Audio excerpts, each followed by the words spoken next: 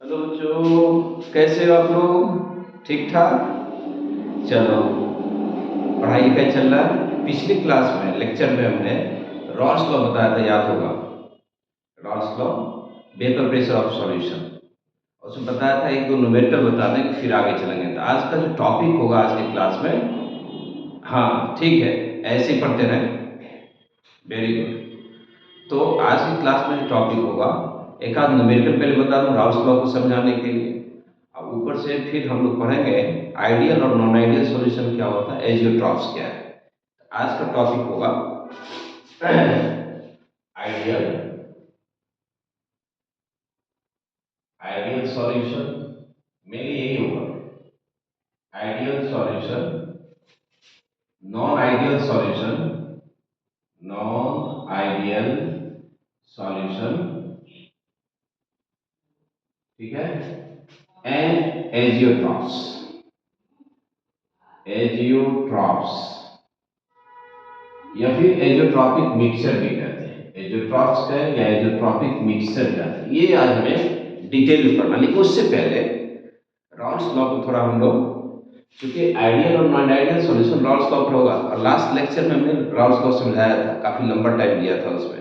ठीक है, आज की क्लास में रॉल्स लॉ को समझने के लिए एक बार रिकैप करने के न्यूमेरिकल बताया, एनसीईआरटी का ही, जैसा कि हमने पिछली क्लास में बताया था। और उसके बाद फिर आइडियल नॉन आइडियल सॉल्यूशन पाएंगे। ठीक है, एक न्यूमेरिकल में ले रहा हूं, इसी एनसीईआरटी का ही है। ठीक है, लिखा है, एक प्रॉब्लम ले लेता हूं, numericals numericals based on Rawls law. Raoult's law पर जो प्रॉब्लम है, एक न्यूमेरिकल देता हूं, ऐसे सारे कर लेंगे, एक समझोगे सारे कर लोगे, जिसमें मैं लिक्विड फेज, वेपर फेज, सब में मोल फ्रैक्शन निकालने के लिए प्रॉब्लम है। प्रॉब्लम है कि vapour pressure of chloroform, formula जानते हैं आप लोग, CH Cl3, and dichloromethane, CH2Cl2, दोनों लिक्विड है, क्लोरोफॉर्म और डाइक्लोरोमीथेन। ठीक है, at 298 kelvin, at 298 kelvin are 200 millimeter Hg, and 415 milliliter Hg respectively, दोनों के लिए रिस्पेक्टिवली। प्रॉब्लम देखना समझना, यानी कि क्लोरोफॉर्म का वेपर प्रेशर प्योर फॉर्म में कितना है, 200 mm, और डाइक्लोरोमीथेन का वेपर प्रेशर कितना है, 415 mm। और हमने बताया था कि रॉल्स लॉ जब भी आप यूज करोगे हमेशा कांस्टेंट टेम्परेचर पर यूज करते हैं। ठीक है, ये दिया हुआ है। आगे पूछा गया, नंबर 1, कैलकुलेट, प्रॉब्लम लंबा है, सॉल्यूशन छोटा होगा। Calculate vapour pressure of solution, calculate vapour pressure of solution. इस क्लोरोफॉर्म और डाइक्लोरोमीथेन को मिक्स करेंगे तो सॉल्यूशन बनेगा, उसकी वेपर प्रेशर कैलकुलेट करनी है। ठीक है, prepared by mixing, prepared by mixing कितना ग्राम, 25.5 gram of chloroform and 40 gram of dichloromethane. दोनों का है कंपोजिशन दे रखा है, लेकिन मास में दिया है। ठीक है, एट 298 केल्विन, टेम्परेचर को कांस्टेंट रखते हैं 298 केल्विन। इस केस में आपको वेपर प्रेशर ऑफ सॉल्यूशन निकालना, मतलब रॉल्स लॉ यूज करना है, फिर डाल्टन्स लॉ यूज करना है। ठीक है, और दूसरा कहता है कि number 2, calculate mole fraction, calculate मोल फ्रैक्शन, मोल फ्रैक्शन, ठीक है, फ्रैक्शंस ऑफ ईच कंपोनेंट, दोनों कंपोनेंट का मोल फ्रैक्शन निकालना है इन वेपर फेज, इन वेपर फेज। वेपर फेज में भी आपको मोल फ्रैक्शन, ये है प्रॉब्लम। देखो कितना सिंपल है, मैं पहले आपको प्रॉब्लम समझा दूं उसके बाद आगे बढ़ूंगा। आपने एक बीकर में क्लोरोफॉर्म डाइक्लोरोमीथेन लिया, कितना ग्राम लिया ये लिया है आपने 25.5 ग्राम क्लोरोफॉर्म और 40 ग्राम लिया कौन सी डाइक्लोरोमीथेन, सॉल्यूशन बना लिया। आपसे कहा था कि सॉल्यूशन का वेपर प्रेशर निकालो, तो सॉल्यूशन का वेपर प्रेशर इक्वल टू आपने क्या पढ़ा था, partial vapour pressure of A plus partial vapour pressure of B, मतलब क्लोरोफॉर्म का डाइक्लोरोमीथेन दोनों का वेपर प्रेशर आप निकालो, पार्शियल दोनों को ऐड कर दो, वेपर प्रेशर निकल जाएगा। अब सवाल है पार्शियल कैसे निकालेंगे, तो रॉल्स लॉ चाहिए हमें। रॉल्स लॉ के लिए क्या चाहिए, मोल फ्रैक्शन। सबसे पहले तो ये जो मास दिया हुआ है क्लोरोफॉर्म का, उसका मोल निकालना, इसका भी मास दिया हुआ, मोल निकालने के लिए हमें क्या चाहिए, मोलर मास। तो यहाँ कैलकुलेशन शुरू कर रहा हूं, देखो molar mass GMM of chloroform, chloroform का molar mass carbon 12, hydrogen 1, chlorine 3 है, 35 × 5 तो 106.5 होगा, 106.5 मल्टीप्लाई किया कैसे, देखो ना 35.5 इंटू 3, 3 क्लोरीन है, 15 15 1 16, 3 3 9 10, 106.5, इसलिए हमने टोटल कैलकुलेट कर लिया।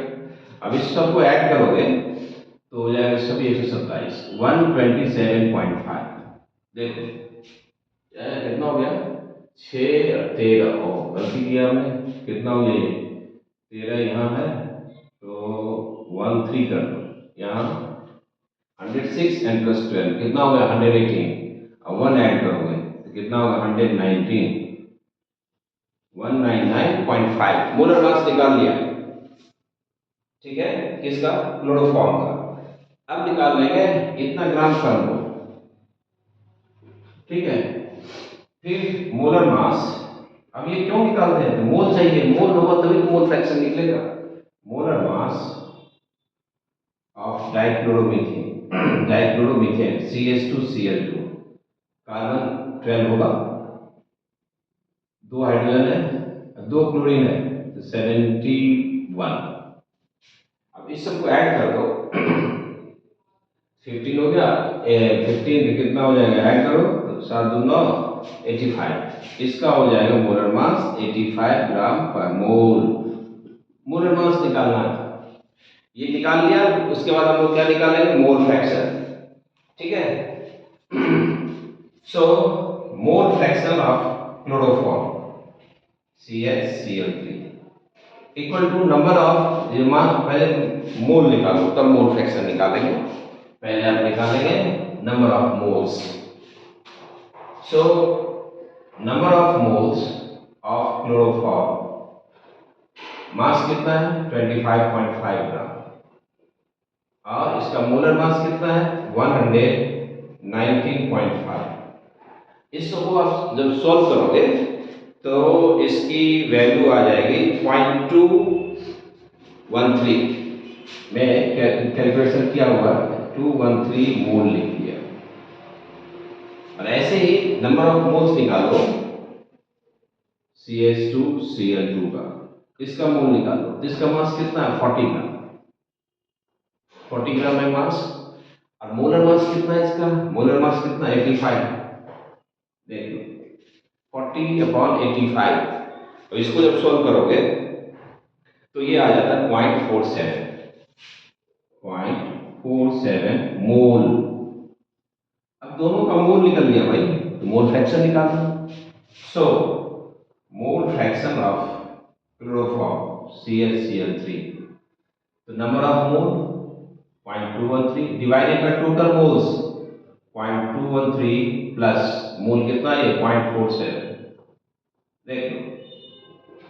ठीक है, अब इसको जब आप सॉल्व कर लेंगे मोल फ्रैक्शन निकल जाएगा, तो इसका मोल फ्रैक्शन आया था 0.312, डायरेक्ट में लिख देता हूं 0.312, ये आ गया किसका, क्लोरोफॉर्म का। इसको सॉल्व करते हैं, ऐड करके डिवाइड कर लेना, टाइम कम लगेगा इसलिए मैं फटाफट लिखते जा रहा हूँ। And mole fraction of dichloromethane निकालेंगे, डाइक्लोरोमीथेन का मोल फ्रैक्शन। तो नंबर ऑफ मोल इसका कितना है देखो, इसका मोल कितना है 0.47 डिवाइडेड बाय 0.213 प्लस 0.47, ठीक है। इसको जब सोल्व सीधा 1 में से माइनस कर लें तो 0.688 आता है, 0.688 ये आ गया मोल फ्रैक्शन। ध्यान से देखना, अब मोल फ्रैक्शन आ गया तो रॉल्स लॉ यूज करो। रॉल्स लॉ यूज करके हम लोग क्या निकालना है, पार्शियल वेपर प्रेशर। अब फिर दोनों को ऐड करेंगे तो पहला आंसर आ जाएगा हमें, ठीक है। तो मैं ऊपर मिटा रहा हूं, इजी है। पहले मोल फ्रैक्शन निकाल लिया, अब निकालेंगे पार्शियल वेपर प्रेशर, ठीक। अब डेटा आपके पास है, इसको हटा देता हूं, फिर रखेंगे बाद में। तो अब निकालेंगे according to Raoult's law, Raoult's law को यूज करो, अकॉर्डिंग टू रॉल्स लॉ, ठीक है। Partial vapour pressure of chloroform CH Cl3 equal to vapor pressure of chloroform in pure form, pure mix करने से पहले, into its mole fraction of chloroform plus P naught CH2Cl2 into mole fraction of CH2Cl2। ये हमने इसका दोनों का निकाले, total vapour pressure निकाल दिया। सीधे करते हैं, ये देखो ये हो गया पूरा कर, एक ही स्टेप में आ जाएगा। यहां vapour pressure of solution, vapour pressure of, ये रॉल्स लॉ भी हो गया, डाल्टन्स लॉ भी हो गया। Vapour pressure of solution equal to P equal to partial vapour pressure of chloroform plus partial vapour pressure of CH2Cl2, सबको add कर दिया, एक ही स्टेप में निकालना। ये तो हुआ रॉल्स लॉ, और दोनों को ऐड कर दो तो डाल्टन्स लॉ। अब आप बताओ इसका क्या कहते हैं, ये क्लोरोफॉर्म का वेपर प्रेशर प्योर फॉर्म में कितना था, 200, याद होगा, इसका था 200 Nm, और क्लोरोफॉर्म का मोल फ्रैक्शन कितना निकला, 0.312, 0.312 देख लो, ठीक है। प्लस CH2Cl2 का प्योर फॉर्म में वेपर प्रेशर कितना दिया हुआ था, इसका था 415 multiplied by it's mole fraction, इसका मोल फ्रैक्शन कितना दिया हुआ था, यहां लिख दिया था 0.688। अब ये हो गया partial vapour pressure of dichloromethane, और ये हो गया partial vapour pressure of chloroform. दोनों को ऐड कर दो। अब हम जब दोनों को ऐड करते हैं तो हमें वेपर प्रेशर मिल जाता है 300, है ना, 347.9 mm। अब आप देखो ये आ गया सॉल्यूशन का वेपर प्रेशर, ठीक है। सॉल्यूशन का वेपर प्रेशर आ गया, हमने क्या किया, partial vapour pressure of chloroform plus partial vapour pressure of what, dichloromethane, और दोनों को ऐड किया, हमें मिल जाएगा कौन सी, vapour pressure of solution. Is it okay, yes no, very good. अब ये एक पार्ट, दूसरा पार्ट कहता है क्या कि आप निकाले वेपर फेज में इसके मोल फ्रैक्शन कितने होंगे, वेपर फेज में, इसको हटा देता हूं, वेपर फेज में मोल फ्रैक्शन कितना होगा, अब इसकी कोई जरूरत नहीं। एक आंसर दिया आ गया, ठीक है, वेपर फेज में मोल फ्रैक्शन कितना होगा। Now second part, mole fraction of chloroform in vapour phase को Y मान लेते हैं, YCH Cl3, और मोल fraction of CH2Cl2 in vapour phase को मान लें YCH2Cl2। इसकी वैल्यू निकालनी है, इसकी वैल्यू निकालना, और पिछले क्लास में बताए थे जब हम लोग रॉल्स लॉ कर रहे थे, वहां बताए थे कि मोल फ्रैक्शन निकालने का सबसे आसान तरीका है, फॉर्मूला बताया था कि मोल फ्रैक्शन ऐसे लिखते थे कि पार्शियल वेपर प्रेशर की बात कर रहा हूं, partial vapour pressure equal to mole fraction in gaseous phase into total vapour pressure, यानी mole fraction in vapour phase equal to partial vapour pressure divided by total vapour pressure, यही formula था। अब total vapour pressure हमने निकाल लिया, याद देखो 347.9, right, okay. अब इसमें भी ये भी निकाल लिया, देखो पार्शियल वेपर प्रेशर ये है, हमें पार्शियल वेपर प्रेशर निकाल लेते फिर हम अलग निकाल लेंगे। तो partial vapour pressure of CHCl3 equal to 200 into 0.312, okay. तो ये कर लो 2 इंटू 31.2, कितना हो जाएगा ये 4, ये होगा 62.4 mm। ये हो गया partial vapour pressure of chloroform, okay. इसलिए अब हम मोल फ्रैक्शन निकाल रहे हैं। मोल fraction of chloroform CHCl3 in vapour phase इसका टू पार्शियल वेपर प्रेशर कितना हो गया 62.4 divided by total vapour pressure कितना 347.9, ओके। अब इसको जब आप सॉल्व करोगे तो इसका आ जाता है कितना 62.4, ये आ गया मोल, इसका क्या कहते हैं मोल फ्रैक्शन निकालोगे तो इसमें डिवाइड करो 0.18, डिवाइड करो 0.18 आ जाएगा, ये आ गया 0.18 किसका क्लोरोफॉर्म का। और इसी तरह से YCH2Cl2 निकाल लेंगे, हमें पता है किसी मिक्सचर में सभी कंपोनेंट के मोल फ्रैक्शन का सम कितना होता है 1, यदि क्लोरोफॉर्म का इतना है इसको डायरेक्ट कर लो, क्यों मैं कैलकुलेशन करोगे, टाइम बचाओ, तो ये कितना हो जाएगा 0.82। अब आप कंपेयर करना भाई, इस प्रॉब्लम के थ्रू रॉल्स लॉ को क्लियरली समझाने के लिए मैंने लिखा। ये जो मिक्सचर देखिए किसका था, किसका क्लोरोफॉर्म का और डाइक्लोरोमीथेन का। जब ये लिक्विड फेज में था तो तब क्लोरोफॉर्म का मोल फ्रैक्शन कितना था 0.312 और इसका कितना था 0.688, और जब ये हम लोग वेपर फेज में कैलकुलेट करते हैं तब इससे भी मोल फ्रैक्शन इसका कम हो गया। इसका मतलब कि इसकी वेपर कम आया, इसका जो प्योर फॉर्म में वेपर प्रेशर कितना था 200, जो लिक्विड जितना ज्यादा वोलेटाइल होता है उसकी वेपर्स उतने ज्यादा बनेंगे, वेपर्स बनेंगे तो उसका मोल फ्रैक्शन भी बढ़ेगा। यहाँ देखो मोल फ्रैक्शन कितना 0.82, ये कितना 0.18। अब बताओ, अब आपके लिए होमवर्क है कि एनसीईआरटी में लास्ट में देखना एक्सरसाइज में या इन टेक्स्ट प्रॉब्लम है उसको जरूर सॉल्व करो। जो भी प्रॉब्लम नहीं समझ में आता है, आपको डिफिकल्टी फील होती है, you put that question in the comment, I promise to give you the correct explanation, okay. हो गया ये टॉपिक। अब आज का टॉपिक जो हम शुरू कर रहे थे बहुत अच्छी आइडियल सॉल्यूशन और नॉन आइडियल सॉल्यूशन, उस पर आ जाए। आइडियल एंड नॉन आइडियल, हटा दें इसको, समझ में आ गया, वेरी गुड। ऐसे सभी पढ़ते रहे। चलो, केमिस्ट्री को जितना आसानी से आप समझोगे ना उतनी लंबे टाइम तक आपके साथ रहेगा, जितने इजीली आप अंडरस्टैंडिंग बनाए। चलो, फिर हमारा टॉपिक है आइडियल और नॉन आइडियल सॉल्यूशन। अब ये भी टॉपिक बड़ी आसान है, आइडियल सॉल्यूशन का ठीक उल्टा कर लेंगे, और ये आइडियल और नॉन आइडियल बिहेवियर किस बात पर डिपेंड करता है, केवल रॉल्स लॉ पर, सभी रॉल्स लॉ का ही कंसीक्वेंसेस है। तो यहां बात करता हूं आइडियल सॉल्यूशन, इस सब पर कोई न्यूमेरिकल नहीं, थ्योरेटिकल प्रॉब्लम आता है, आइडियल सॉल्यूशन, ठीक है। अब आइडियल सॉल्यूशन कहते हैं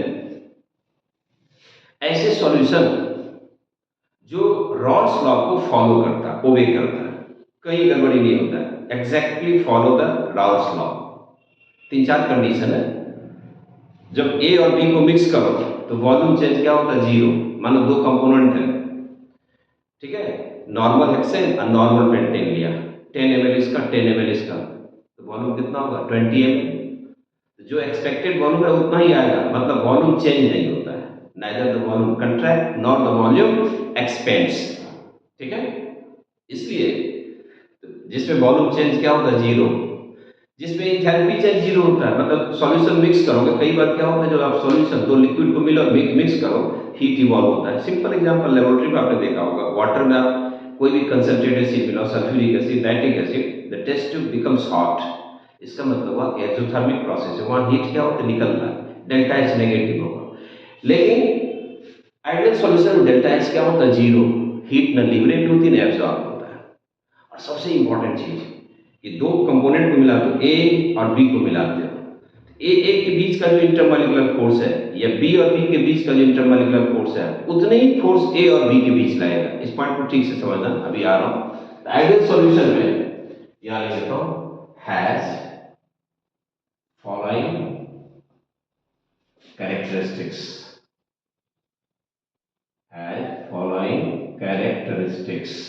इसमें ये सब कैरेक्टरिस्टिक्स हैं, ये सब हो तब समझ लेना आइडियल सॉल्यूशन क्या सब। नंबर 1, इट ओबेज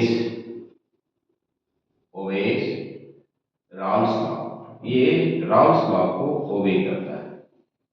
इसका मतलब क्या हुआ, इसका मतलब हुआ कि P A must be equal to P A naught into X A, यानी P A proportional to P A proportional to X A, mole fraction के डायरेक्टली प्रोपोर्शनल होगा, and P B equal to P B naught into X B.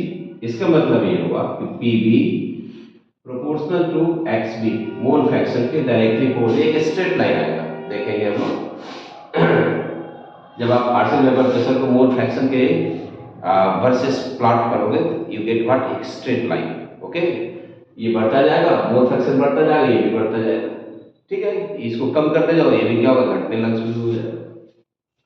ये तो पहला था। दूसरा है कि इस सॉल्यूशन में वॉल्यूम चेंज नहीं होता है, डेल्टा वी मिक्सिंग, जब आप ए और बी को मिक्स करोगे तो ये क्या होगा, zero, no volume change. 20 ml ले लें ए और 20 ml बी, तो कितना वॉल्यूम हो जाएगा, 40 ml, तो एग्जैक्टली 40 ही होगा, 39.99 नहीं होगा या 40.01 नहीं होगा। कई सॉल्यूशन ऐसे हैं जब दो सॉल्यूशन को मिक्स करो तो या तो वॉल्यूम एक्सपेंड होता है या वॉल्यूम क्या होता है, कंट्रैक्ट करता है। लेकिन आइडियल सॉल्यूशन में वॉल्यूम ना एक्सपेंड होगा ना वॉल्यूम क्या होगा, कंट्रैक्ट करता है। ठीक है, तीसरा कंडीशन है, इस सॉल्यूशन में डेल्टा एच मिक्सिंग, मतलब इंथैल्पी चेंज ऑफ मिक्सिंग, दो सॉल्यूशन को मिक्स करो तो उसमें हीट ना तो लिबरेट होगा ना हीट एब्जॉर्ब होगा, delta H mixing equal to, ये भी क्या होता है, जीरो, मतलब ये नॉन थर्मल, इस सॉल्यूशन को बनाओ तो नॉन थर्मल प्रोसेस है। Preparation of ideal solution is non thermal process, delta H equal to zero. And the most important fact, मान लो ए और बी को आपने मिक्स किया, यहां पर समझा दो, ए में मान लो वाटर है, तो वाटर वाटर के बीच हाइड्रोजन बॉन्ड होता है, राइट। अल्कोहल है, अल्कोहल कोई भी अल्कोहल है, आरओएच, मिथनॉल, इथेनॉल, तो उसके बीच भी फोर्स होगा। तो ए और ए के बीच में इंटरेक्शन है, फिर बी और बी के बीच में भी इंटरेक्शन है मिक्स करने से पहले।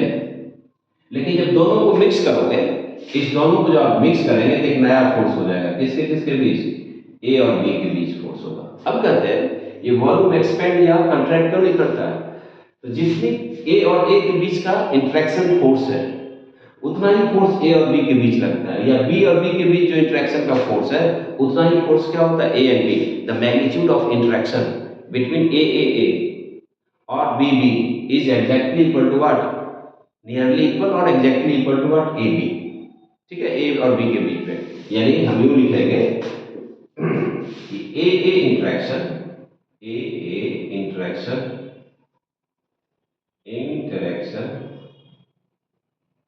and BB interaction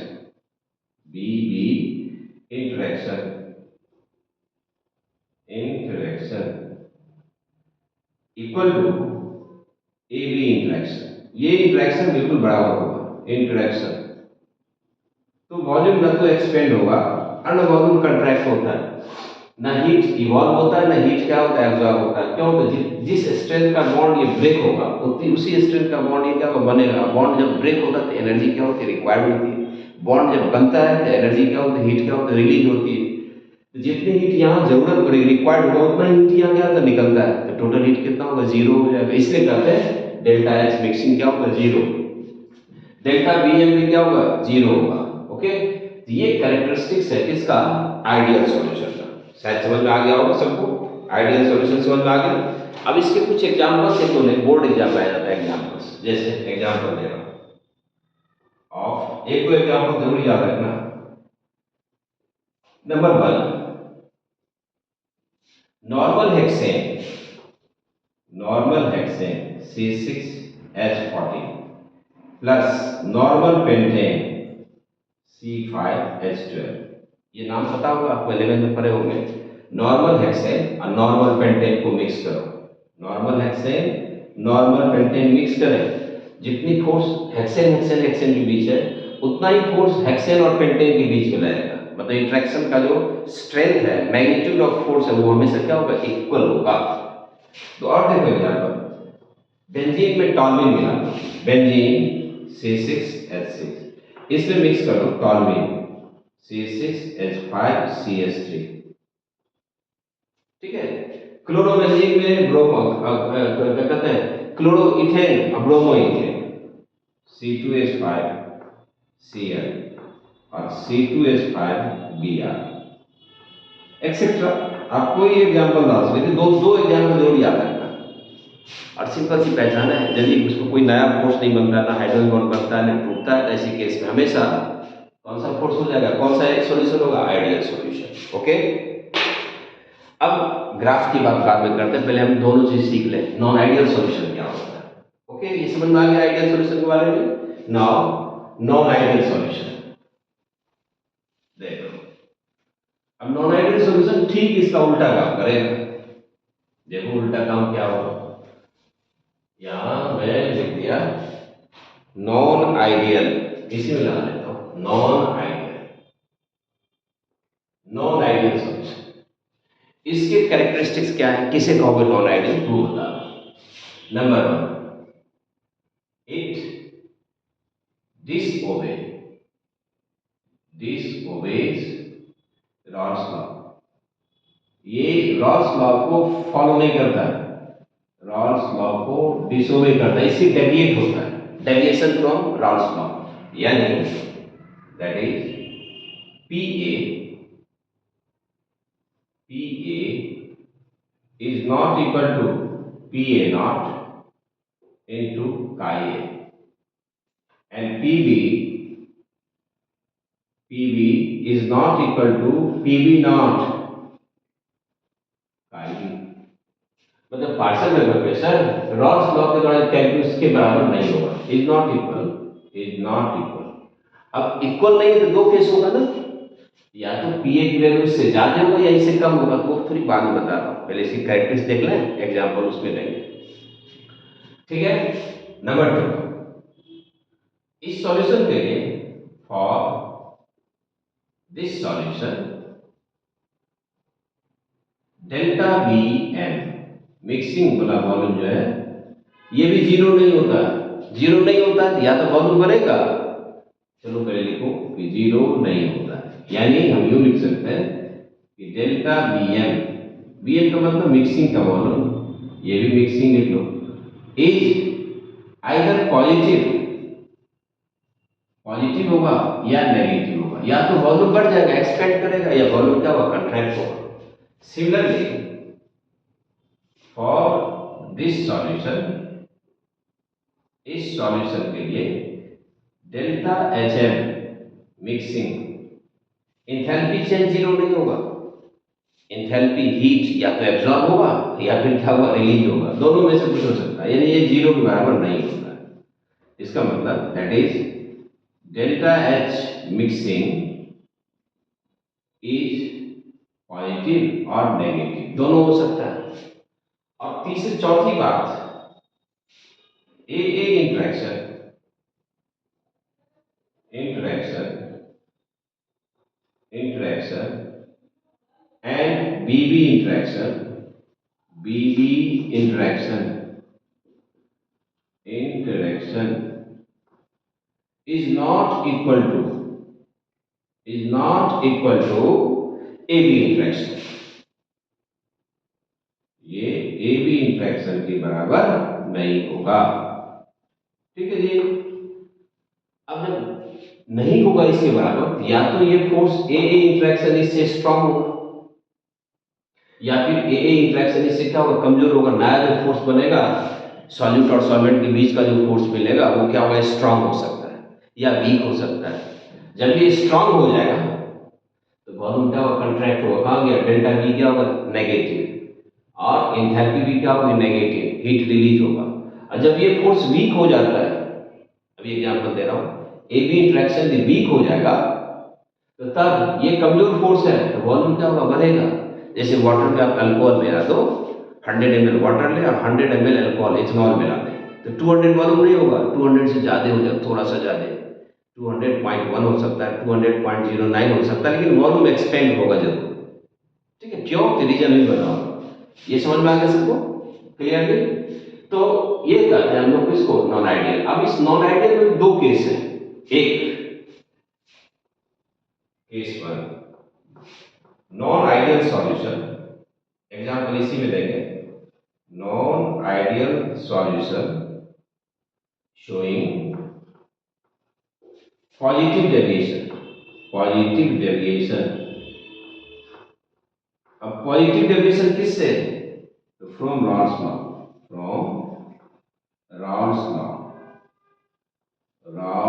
लॉ, इस लॉ से पॉजिटिव डेविएशन जब शो करता है, देखो ना, या तो इसके बराबर नहीं है, या तो इससे ज्यादा होगा, इससे कम होगा, दो ही बातें तो होगी।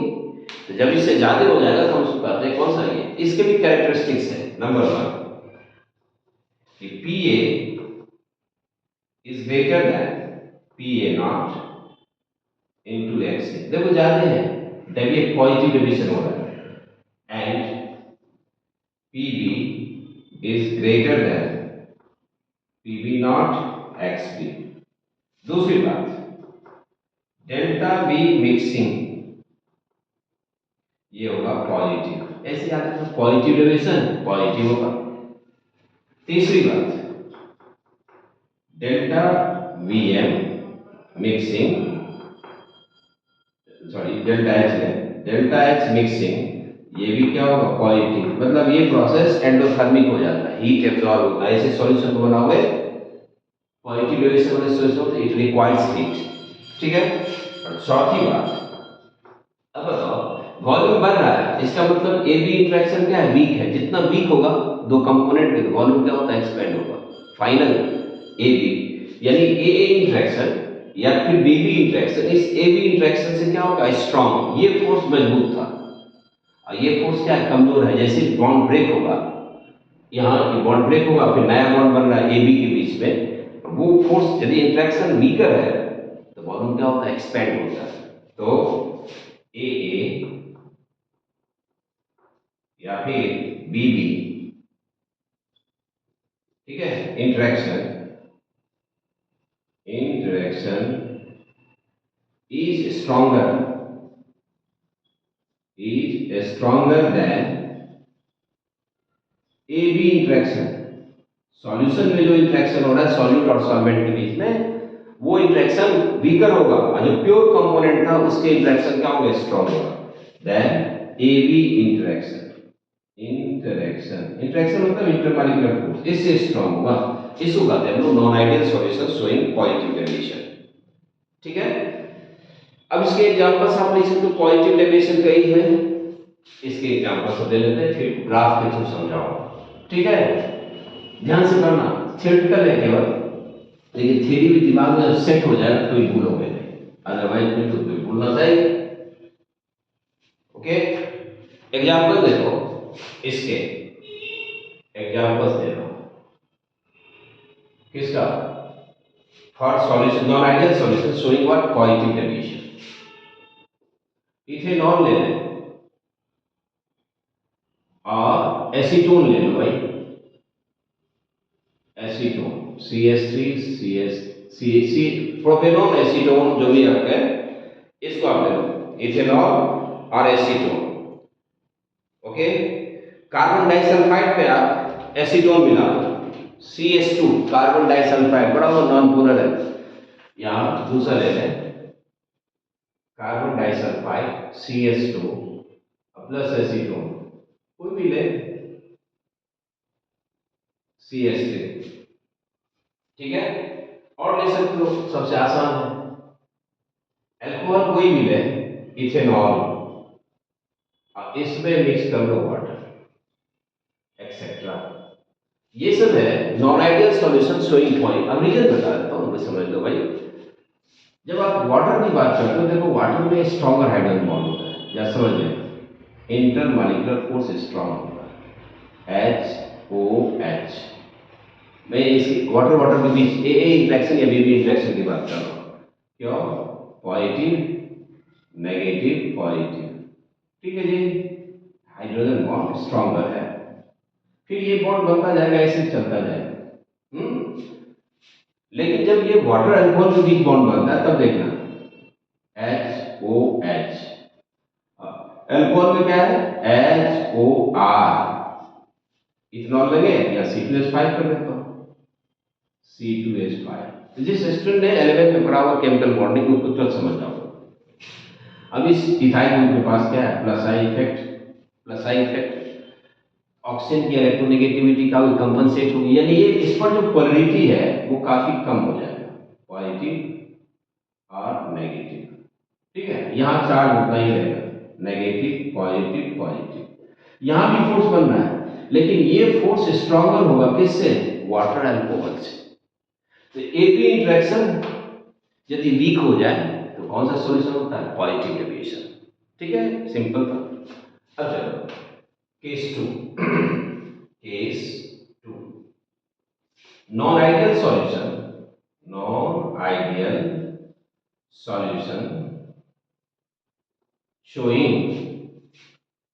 showing negative deviation, ये क्या होगा, किससे, तो फ्रॉम राउल्स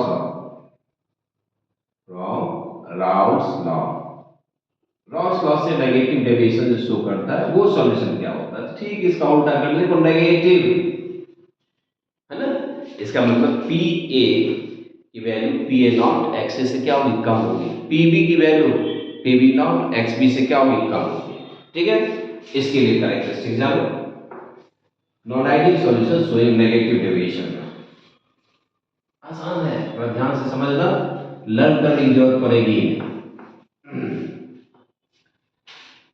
तो पहले इसके फीचर्स है कि Pa, ये तो डेफिनेट करता ही है, रॉल्स लॉ को फॉलो करेगा नहीं, Pa is not equal to Pa0 x, तो बराबर नहीं है, तो या तो इससे ज्यादा होगा या कम होगा, तो ज्यादा होगा तो पॉजिटिव डेविएशन हो गया, कम होगा Pa lesser than Pa0 x and Pb lesser than Pb0 xb।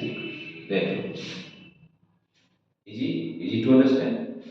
Number 2, इस सॉल्यूशन में जो डेल्टा Vm होता है, मिक्सिंग का वॉल्यूम, जब मिक्स करोगे तो वॉल्यूम चेंज नेगेटिव होगा, is negative deviation, negative positive deviation, positive, ऐसे समझो। लेसर का मतलब हो जाता है नेगेटिव, है ना। ये टिप्स बताता हूँ, ये नहीं कि कोई थ्योरी है, ये याद रखने का तरीका बता रहा हूँ। तीसरा, delta Hm enthalpy change, delta H mixing is also what, negative. मतलब इस सॉल्यूशन बनाओगे तो हीट लिबरेट होता है एक्सोथर्मिक, माने preparation of non ideal solution showing negative deviation is an exothermic process, heat is evolved. अब सिंपल सी बात है, एक बीकर में पानी ले लो और उसमें कंसंट्रेट सल्फ्यूरिक एसिड मिलाओ, you see the beaker becomes hot. Acid कम, पानी कम रखो, एसिड ज्यादा को और ज्यादा गर्म होगा, उल्टा काम कभी नहीं करना, मतलब एसिड में पानी नहीं मिलाना। क्यों, जैसे पानी हो तो इट में एक्सप्लोड, एक ही बार बहुत ज्यादा हीट निकलेगा, ठीक है। तो हम लोग पानी में एसिड मिलाते हैं, ना कि एसिड में पानी मिलाते हैं। डाइल्यूट जब करते हैं तो पानी में हम लोग एसिड मिलाते हैं। तो चलो वो तो प्रैक्टिकल की बात है, अभी ये थियरी जानो हो गया। और तीसरी बात, चौथी बात, लास्ट, कि ए इंटरेक्शन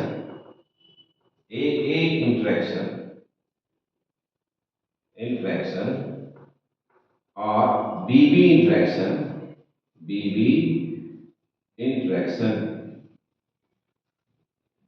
इस वीकर, ये कमजोर होता है, और ए बी इंटरेक्शन क्या होगा, स्ट्रॉन्ग। सोचो ना, ए और बी के बीच पहले ए दूर दूर था, बी भी दूर दूर था, तो वॉल्यूम ज्यादा था।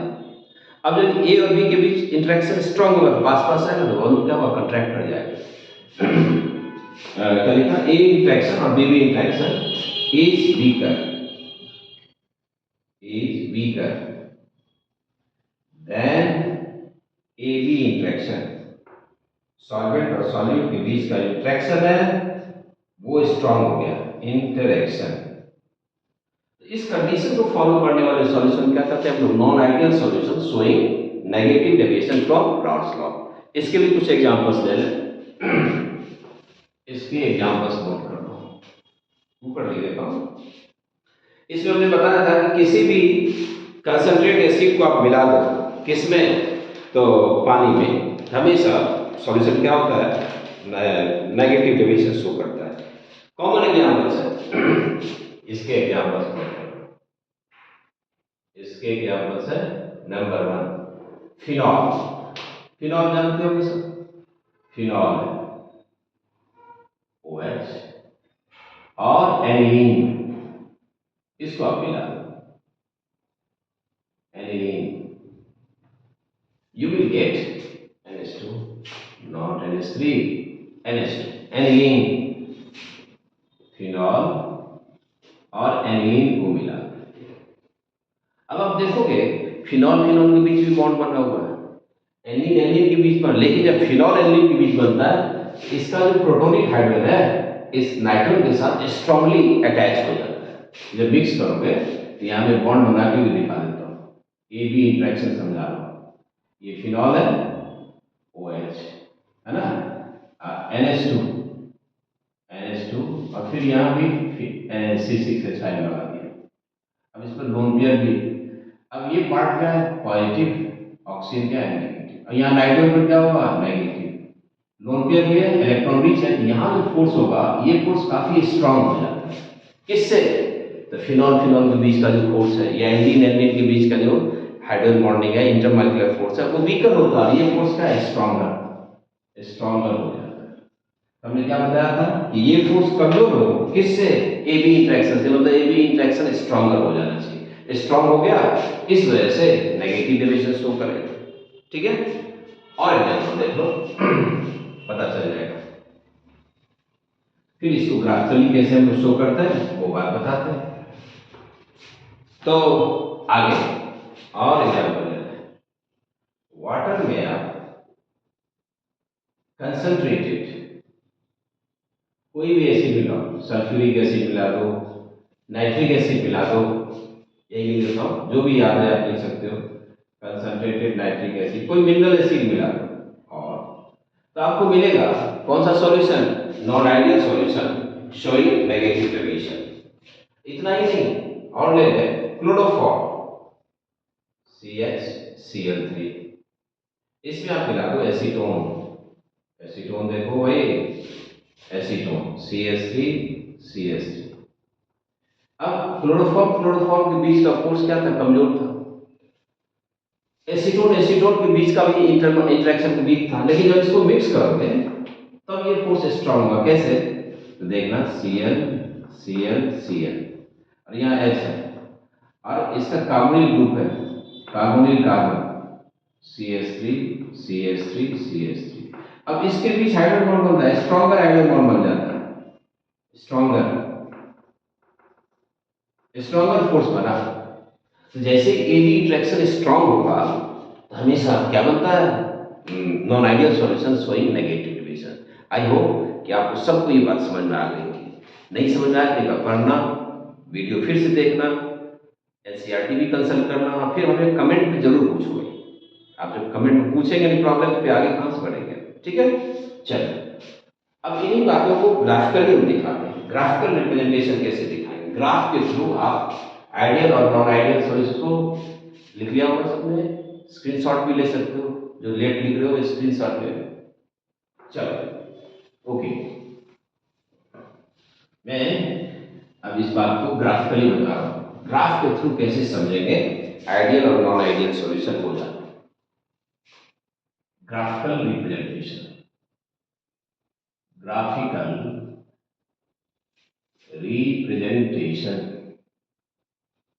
Representation of ideal solution. पहले हम लोग आइडियल सॉल्यूशन को देखते हैं और उसके बाद नॉन आइडियल को भी देख लेंगे, है ना। आइडियल से ही नॉन आइडियल का कंसेप्ट मिलेगा। इसके लिए देखो ग्राफ क्या लिखेंगे, यहां हम लोग पार्शियल वेपर प्रेशर को मोल फ्रैक्शन के अगेंस्ट प्लॉट करेंगे। तो इस एक्सिस पर हम ले लेते हैं ए और इस पर ले लेते हैं B.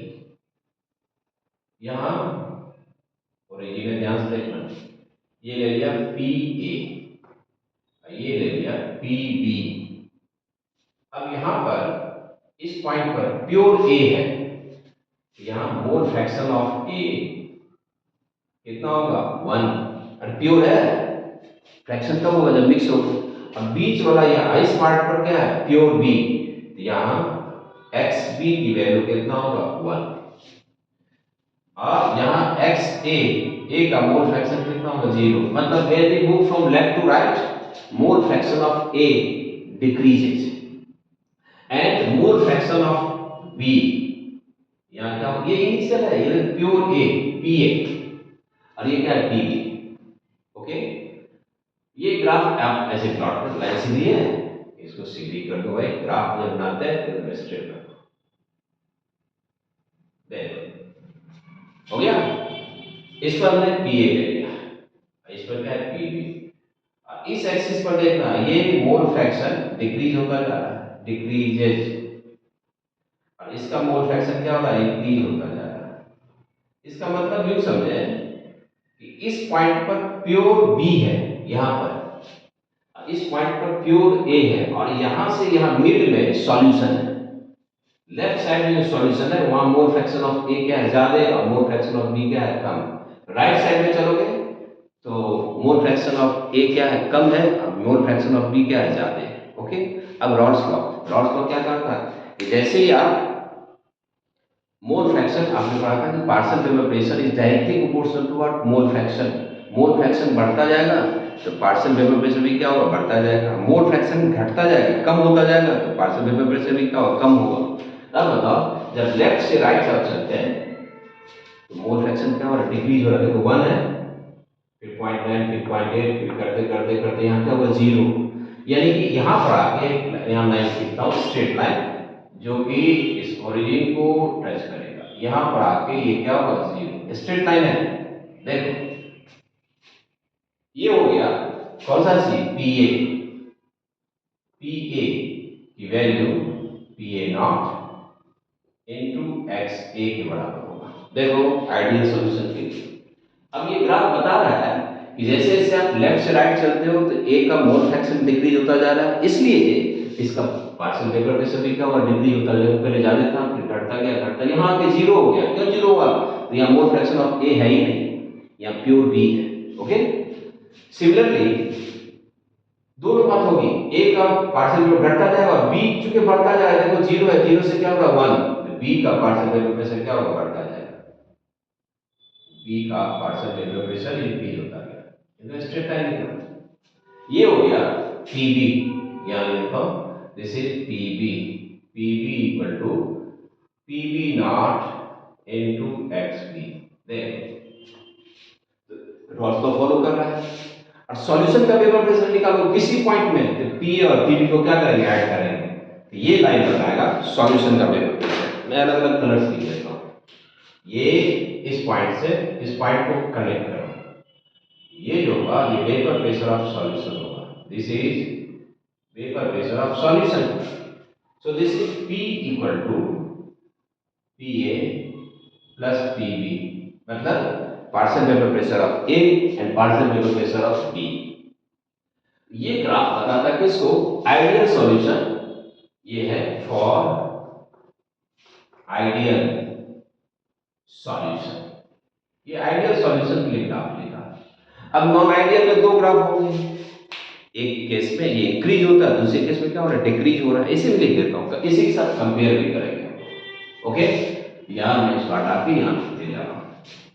Now for non ideal solution showing positive deviation, मतलब पी ए की value P A not axis से क्या होगा, ज्यादा होगा, यहाँ लिख रहा हूँ। फिर इसी ग्राफ से करते हैं, ऐसे ही कर लो, तो लंबा बना लें, ठीक है। ये लाइन टेढ़ी हो जाती है, सीधी रहती है, याद है। फिर वही यहाँ क्या लिखेंगे, x A equal to 1, x A equal to 0, okay, pure B है, एक्स बी इक्वल टू 0 और x mole fraction of B equal to 1। ये डिक्रीज होता जा रहा है, डिक्रीजेस, और ये इंक्रीज होता जा रहा है। उसी को साथ कंपेयर करें, किसके साथ, रॉल्स आइडियल सॉल्यूशन के साथ कंपेयर करें। यहाँ मान लो ए था और ये हो गया बी, हम मान लिया कि बी ज्यादा वोलेटाइल है इसलिए बी, आप एसीसी को ज्यादा रखो, इसको कम रखो, यही बात होगी। अब हम लोग आइडियल सॉल्यूशन के लिए लिखेंगे, आइडियल सॉल्यूशन के लिए तो ग्राफ कैसा है, वैसे ही आएगा। यदि आइडियल सॉल्यूशन है तो ग्राफ रीडिंग से लिखो,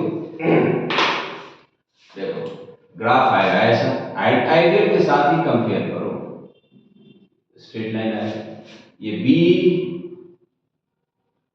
बढ़ता जाएगा, इस पर मैंने लिया था पी बी, ये लिया था पी ए, ओके, आइडियल है, याद रखना।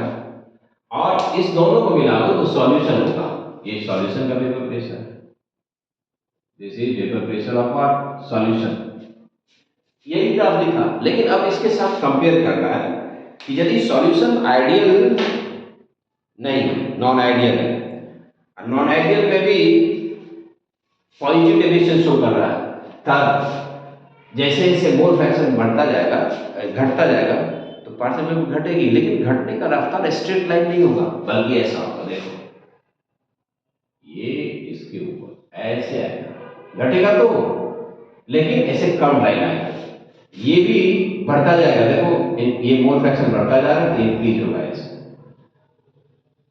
देखो ऐसे। ये जो आपने लिखा है ये पी ए इस लाइन से ऊपर है, देखो इस लाइन से ऊपर है, P A higher than P A not x है, देखो, और ये लाइन देखो ये किसको शो कर रहा है, P B higher than P A not P B not x B, इससे ज्यादा है। और सॉल्यूशन का वेपर प्रेशर देखो वो क्या शो कर रहा है, ये जो P है वेपर प्रेशर ऑफ सॉल्यूशन, ये भी हाइयर है किससे, Pa प्लस Pb से, इसके लिए लिखा नहीं ग्राफ, ग्राफ में बना लो, इस दोनों को आप मिक्स करोगे तो पहले स्ट्रेट लाइन था, अब स्ट्रेट लाइन से ऊपर आएगा, यानी देखो ऐसा आएगा। So this is vapour pressure of solution higher than Pa plus Pb, इससे ज्यादा हो जाएगा, मैंने इन दोनों को ऐड कर दिया था। This is for non ideal solution, non ideal solution showing positive deviation,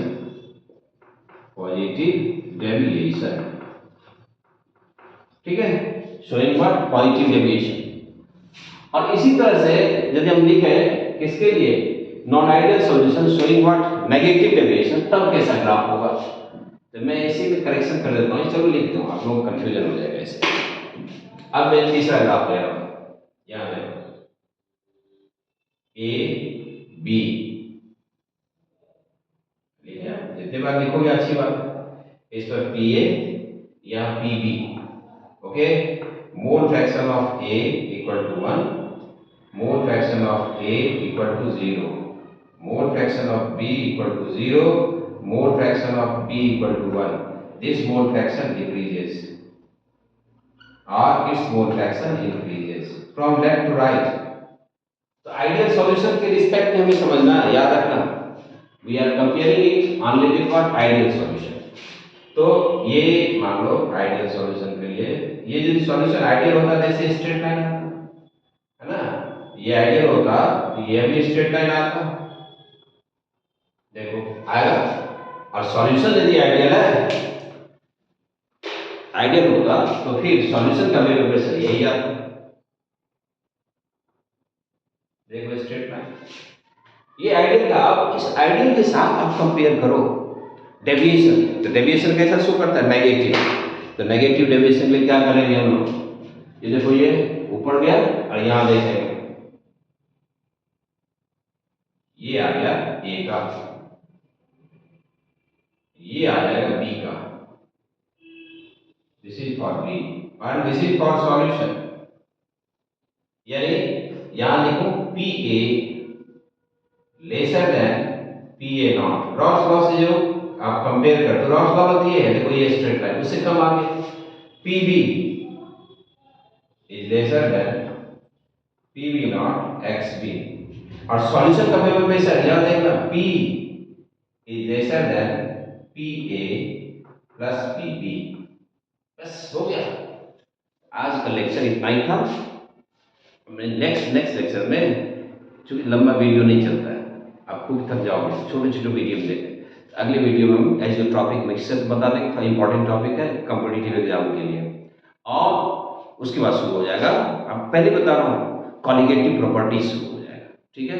तब तक के लिए बाय बाय, लाइक सब्सक्राइब और शेयर करना नहीं भूलना भाई, समझ में आ रही है। पहले तो आप खूब पढ़ो, स्वस्थ रहो, और ऐसे ही देखते रहो वीडियो, और यदि आपको अच्छा लगे तो सब्सक्राइब करो, लाइक करो, शेयर करो। Thank you.